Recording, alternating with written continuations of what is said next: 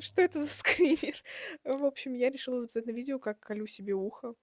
Всем привет, меня зовут Лиза, я отучилась на мастера по пирсингу, проколола себе мочки и решила сделать третий прокол. Вот, я очень долго выбирала, куда же проколоть, потому что у меня там немножко мало места. В общем, сделала разметку на хряще и выбирала между мочкой и хрящом, и остановилась, в общем, на хряще, да. А чё нет, мочки есть, хряща нет, надо хрящ.